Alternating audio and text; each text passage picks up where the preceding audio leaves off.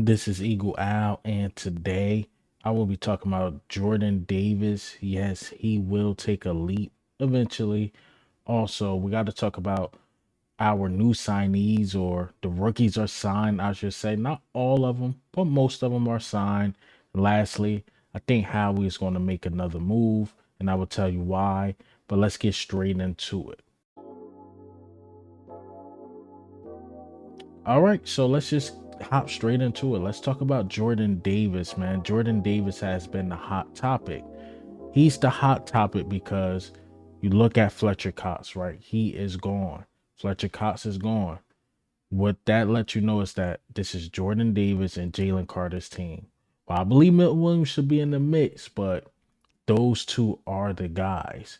We drafted those guys in the first round. Now, Jalen Carter out the gate showed he's only going to get better. He's only going to get better. And with Jordan Davis, what we've seen the past 2 years is that can he last the full season? Now, let me be fair to Jordan Davis. His last year at Georgia, right? I believe that's when they went to the national championship and won. His body could have just been physically tired. Because then the following year, when you think about it, when he came to the Eagles, we went to the Super Bowl. And then the following year, we end up having another long season and going to the playoffs. So he could have just been simply tired, to be honest. But that been a big question. Can his stamina last in this league? Now, I seen an interesting tweet. Shout out to this guy. I'm gonna go ahead and put it right here. Velveeta. When he start popping off, year four. Dexter Lawrence. When he start popping off, year four. Quinn Williams. When he start popping off, year four. Only been year two, going into year three for Jordan Davis. So I believe in this tweet, we just gotta relax. Now, am I the biggest fan of Jordan Davis? No. You could look at my videos with Jordan Davis.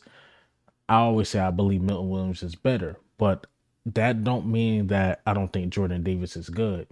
I just believe Milton Williams is ahead of him. Now let's be honest. If Milton Williams was drafted first round and Jordan Davis, I believe Milton Williams would get more playing time. But we got an old school guy in there, Vic Fangio. I don't think he's going to play the favorites type stuff. If Milton Williams is balling out, I believe Milton Williams will get more playing time. Because it really don't matter who's starting on our defensive line, right? Starters really don't matter. It matters who's getting the most playing time. And if Jordan Davis show he can't sustain a long season, that will let you know that Milton Williams should be the guy. Now, Jordan Davis last year, he showed flashes. I mean, for about like 9 straight weeks, and then you start seeing him tired out. After that Bills game, well, a lot of players after that Bills game on the defensive side just completely went ghost. But Jordan Davis was nowhere to be found, man. Like literally nowhere. Now you've seen guys like Nolan Smith surprisingly stepped up when the team was crashing, and Milton Williams stepped up, and like the Brandon Grahams, Fletcher Cox, like dude stepped up a little bit during that downfall. It was just other guys that we expected to pick it up couldn't, like the Josh West, the Hassan Reddits, and stuff like that. And that really made me look at Nolan Smith and the Milton Williams in a brighter light because while everything is crashing, those dudes still going hard from beginning to end, beginning to end. So back to Jordan Davis, his ceiling is high, man. I mean, Jordan Davis is an athletic freak, but he got the I call it the Zion Williamson. You know, these dudes are really good, but they get that diet and stuff right, they can take their game to another level, man.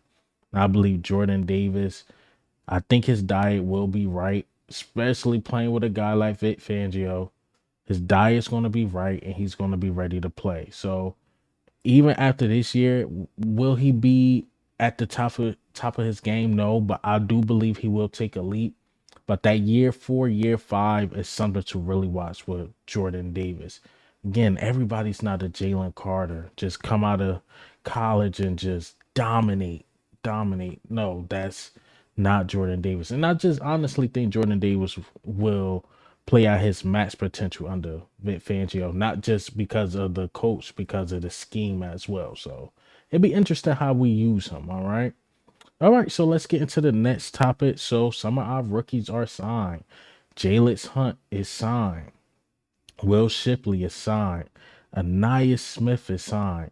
And I know I spoke about this yesterday because sometimes I pre-record because I said Sean Stevens was going to be signed tomorrow. When that video came out, he was signed the same day. So as you guys see this, he will be signed for a day. But Sean Stevens, a UDFA, has been signed to a 3-year deal. And a lot of people are like, wow, a UDFA for a 3-year deal.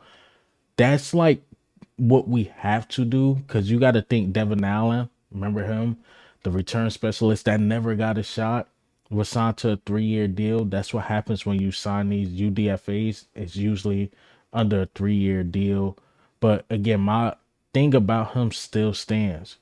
When you look at our cornerback room, you go from what James Bradbury, Slay, Isaiah Rogers, Keely Ringo, uh Quinion Mitchell, Cooper DeJean, Gozette McPherson, Vontae Maddox, Makai Gardner, Tyler Hall, a lot of us forgetting about. You got a lot of good guys. And for us to sign them, like, you know what? We need to add him to the roster. I think he shows something like, yo, we can't turn him down. Smaller dude, he's about 5'8", 5'9". If they got him listed at 5'9", honestly, without cleats and stuff, he's probably like 5'7". So he's a smaller dude for sure. And they believe he could excel at that nickel position. No, Anthony DeBona put it out there that look like he will be signed as a nickel corner. Now, the nickel corner is interesting because I don't think we got a lot of guys there. You know, Cooper DeJean could possibly be that guy. Then you got Avante Maddox. Then you got Tyler Hall. Isaiah Rogers is an outside guy, but he can play inside what we seen far as in college. But we don't really have a lot of nickel corners if you really think about it. What Mario Goodrich. So honestly, again, we really don't have a lot of nickel guys. So I wouldn't be surprised if Sean Stevens actually made the team and be a backup and really develop, show something. But I like the signing. I really do. Again, get Anaya Smith and these guys on the books. And shout out to Jimmy Smith. And now we transition talking about Howie, why I believe he will make a completely big move because after these signings and when these rookies are on the books, you're still going to have a little over 27 million in cap space. And I think Howie's going to make the move. Now, Bleacher Report put out the realistic moves for the Eagles. And I believe these are two realistic moves they put, right? So they said Jamal Adams and Calais Campbell as realistic moves for the Philadelphia Eagles. While I like the Calais Campbell, I spoke about him. 6.5 sacks, veteran dude. He is an old guy, but he can still play, especially as a backup. And if we could sign him, hey, why not? But the Jamal Adams thing, I don't agree with. If you asked me that a couple years, yes, I want us to trade for him when he was with the Jets. But if you're going to sign another safety, you might as well get the best of the best. You might as well just try to get the guy from Denver. You might as well try to get him Justin Simmons because he is the best of the best. And then you could get him on a cheaper or a cheap deal. I won't say cheaper because you probably could get Adams for a cheaper deal. But if you're gonna go ahead and get another safety, get the best of the best. Even though I don't think we should, I think we'll be okay for us the safety position for sure. But again, if you're going to get a safety, Adams shouldn't even be in the picture. You gotta go get the best of the best. And look, I think it's a linebacker. I think when you look at the linebacker room, I like Devin White. I do. But everybody else is okay. We'll see what he got. Jeremiah Trotter Jr. out of college, 5th-round pick. Probably got to develop a little more. Kobe Dean, health concerns. Okay. Then who else you got? Zach Bond. Like, I haven't seen Zach Bond do it at a high level. Um, I think that's really it. You got the Ben Rand, Summerins, and things like that, but you don't really have an established guy with that type of money. And then you still got James Bradbury who could use that trade bait.